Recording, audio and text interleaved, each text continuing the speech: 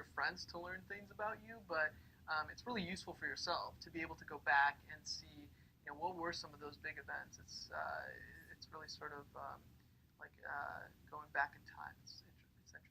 So that being said, in terms of privacy settings that are in place for timeline, is it just my homepage where I can view my history, or is this an open forum where anyone can go in and see my timeline?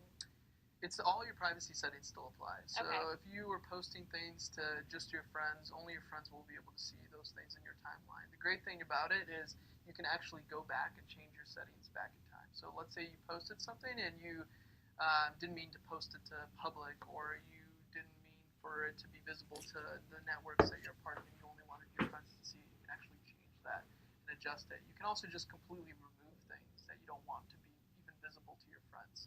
So I think it's actually going to be useful in terms of managing, how you're represented, because sometimes people, they've posted things that, long ago that they regret and they forgot about. Now they're going to be able to go back and adjust who that's visible to, or just get rid of it completely.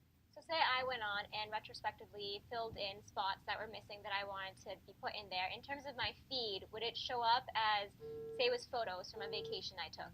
Would those photos show up as a new recently uploaded photos, or would they just get masked under 2005 and not They pop would up or show be up there? on your, yeah, so they would, your, in the newsfeed, people would be able to see it, but when they go to it, in terms of going to it on your profile, they would see that, oh, they would see that you added it recently, but they would see when this event happened.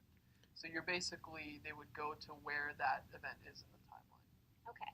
So now, admittedly, some people do things like delete friends off Facebook because of some sort of quarrel or fib, and then they end up adding them. When something like that happens, does their previous relationship that was formed on Facebook disappear, or is it like saved in a cloud somewhere where it can come back and be redistributed into a timeline? It's an interesting question. I think that it still applies.